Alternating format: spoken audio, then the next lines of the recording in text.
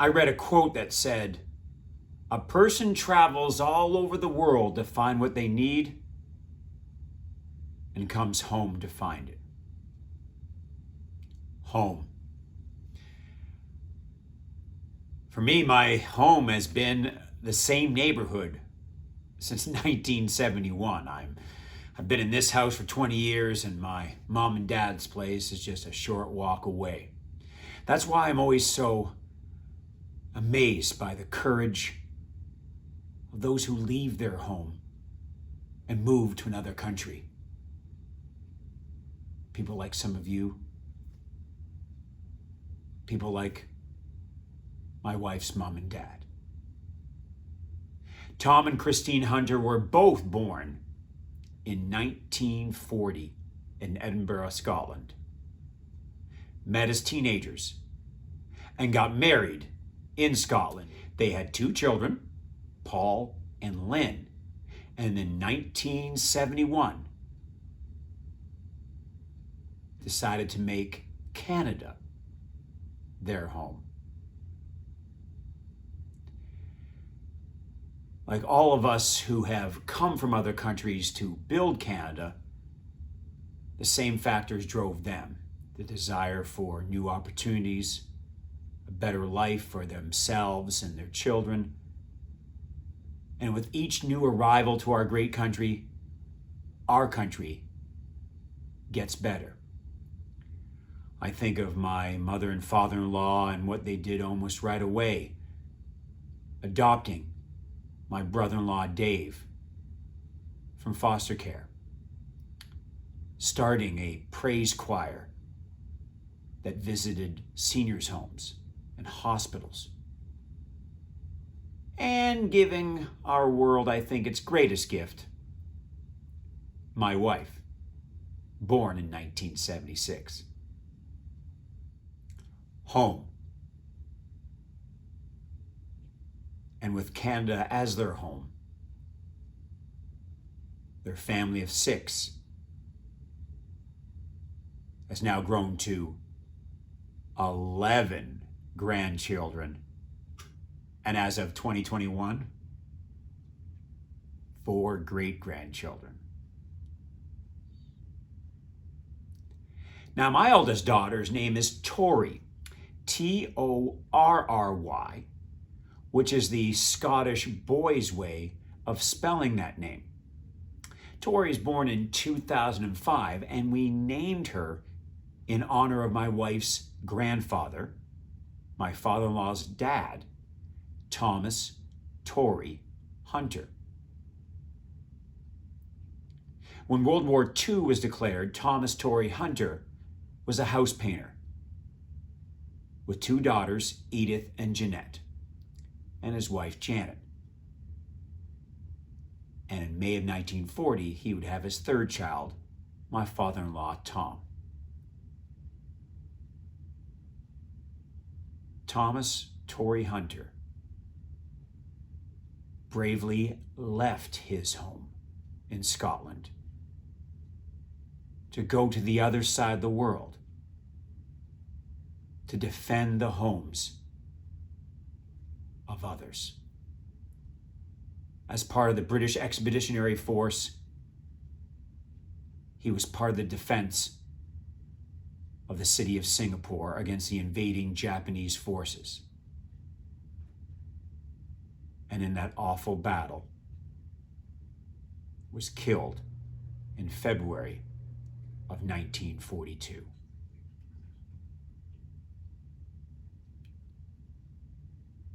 We are blessed to name our daughter in honor of Thomas and the sacrifice he made. And we remember him this Remembrance Day. This picture always strikes me as having this powerful duality. On the one hand, it's really sad. It's 1943. It's a year after Thomas was killed at the Battle of Singapore, and it's his young family. Edith 11, Jeanette 7, Tom 3, and his widow, my wife's grandmother, Janet. Because with every woman or man who does not come home from war or for service to their home, there's a family missing them and left behind. But this picture is also inspiring because Janet persevered throughout the remainder of World War II as a single mom and raised 3 wonderful children who gave us so many children, grandchildren, each one of them making an amazing contribution to our world.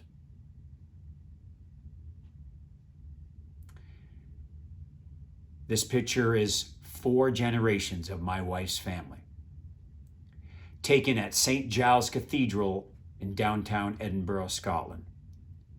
You see my daughter, Torry, age 5 months, my wife, Liz, her father, Tom, and then a very special plaque that honors 5 local soldiers from that area of Edinburgh who died in the defense of Singapore. One of those listed, Thomas, Torry, Hunter.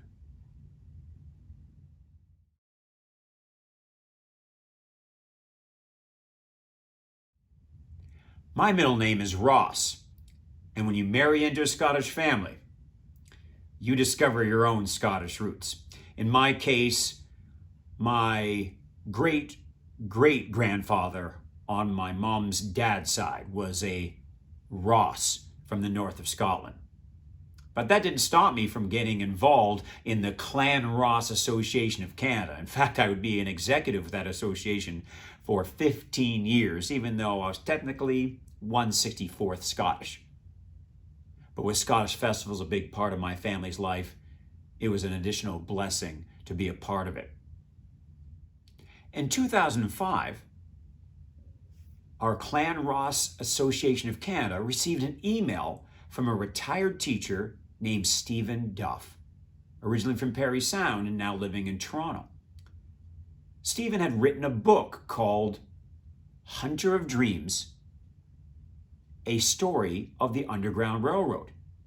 And it was a fictional account based on the real-life story of a Dr. Alexander Milton Ross, born to Scottish parents in Belleville, Ontario in 1831, who passed in 1902. And with our clan association committing some funds on an annual basis to honor Rosses who were Canadian, he thought we would like to know more about this 19th century Canadian hero who he felt was underappreciated. I would agree, because prior to Stephen Duff's contact with us, I had not heard of this man. In fact, thanks to that email and our work with Stephen, by 2009, in the town of Chatham, Ontario, which is at the terminus of the Underground Railroad, where escaping slaves came out of the American South to northern U.S. states, and many crossed into Canada to find freedom in the 1850s and early 1860s. And at a place called the Freedom Park in Chatham, Ontario, while working with the Chatham-Kent Black Historical Society, we erected a plaque in honor of Dr. Ross and his contribution to Canada, to freedom, and to the Underground Railroad. When working with Gwen Robinson, the president of the Chatham-Kent Black Historical Society, she told me that Dr. Ross was her favorite Canadian of all time. Why? When Dr. Ross was a teenager, he read a book called Uncle Tom's Cabin.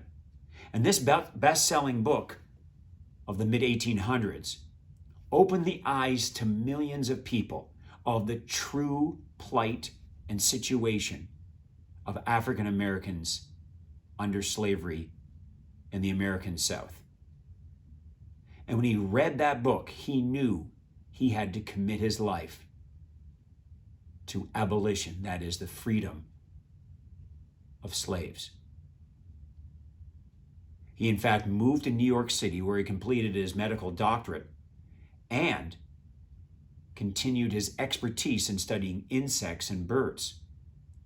Using his studies of insects and birds as a cover, he worked with American abolitionists to do several trips into the American South, where under the guise of studying local birds and insects, he would visit plantations across the South. The plantation owners felt comfortable with him. He was a doctor. He knew what he was talking about. He was a Mason like many of them. But in reality, Dr. Ross would have secret rendezvous with the slaves, leave them maps and directions on safe routes from the southern states into the north and beyond into Canada. As Gwen said to me, can you imagine the courage of this white man risking his life to go to the Deep South? Anybody caught helping slaves escape would be killed, no matter what their color of skin. As Gwen said, my ancestors, and thus myself, we are here today because of the bravery of people like Dr. Alexander Milton Ross. On the Underground Railroad, escaping slaves were told, travel by night and follow the North Star to freedom, to Canada, to a new home. So as we planned a 2006 national gathering of Clan Ross members, as the organizer, I thought, why don't we discover more about Canada's connection to the Underground Railroad? And with very famous and important sites in the Underground Railroad, including Uncle Tom's Cabin, the Buxton, Ontario National Historic Site, where the first church and school built by freed slaves was established.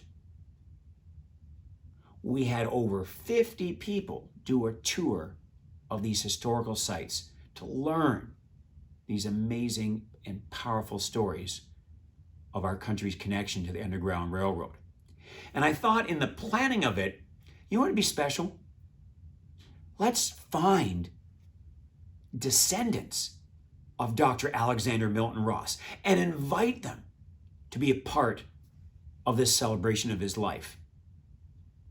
And thanks to author Stephen Duff, he had had contact with them. And I was able to reach out and connect with Janet and Jillian, now living in England, and invite the two of them, along with Jillian's husband, Patrick, and they were our special guests of honor as we toured Underground Railroad sites. And Janet and Jillian had the blessing of meeting African Canadians whose ancestors came to Canada on the Underground Railroad. Some of them, just maybe, helped in part by the work of their great-grandfather. It's amazing what can happen when you get together with other like-minded people and think, who can we invite? Who can we include? How can we make this special? And those are skills I learned as a student leader, both in high school and in university, and continue to use to the best of my abilities to this day. It was while chatting with Jillian in 2005 that a powerful moment happened in my life that brings us to the conclusion of this story. You see, it was June of 2005. I now had a phone number for Jillian in England. I call her. She answers the phone. She has that fantastic British accent. It felt like I was talking to the Queen. Oh, I was talking a mile a minute about how excited we would be if the next summer her and her sister would be our guests of honor, come to Canada as we have a weekend honoring their great-grandfather. I said to Jillian, "Have you ever been to Canada?" Her reply, "Yes, we had to live in Canada during World War II."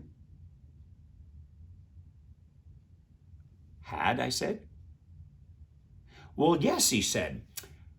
"Our father was an accountant with the British government in the city of Singapore.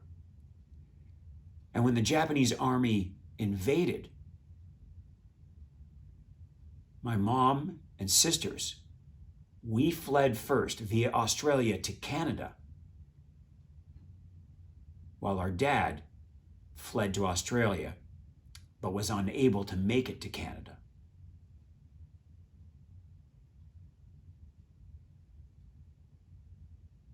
I was stunned.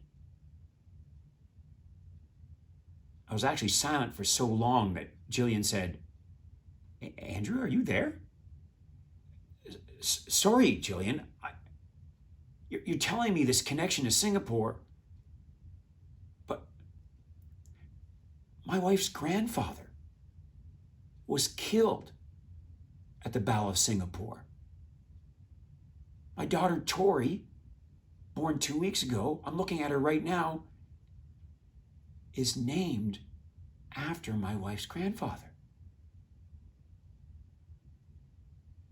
It was now Jillian's turn to be silent. And then with an emotional voice from her home in England, she said, "Tell your wife that her grandfather and men and women like him saved our lives. Those soldiers defended us so that we could escape. And I'll tell you, Andrew, you tell your father-in-law that men like his dad fought to the very end as best they could so that my dad could get on the literal last boat to flee Singapore. And like I said, it was so dangerous. He never did leave Australia. You tell him thanks."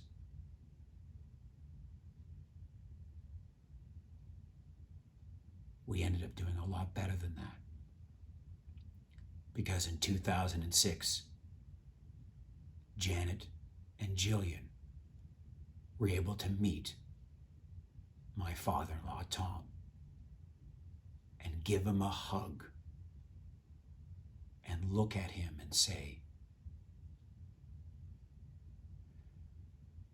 "We know it must have been tough to lose your father at age 2. But on behalf of our family, who was saved because of the sacrifice of your family, thank you." Canada, follow the North Star to freedom, is what those on the Underground Railroad were told. Canada, a place of refuge in a time of war. Canada, our home.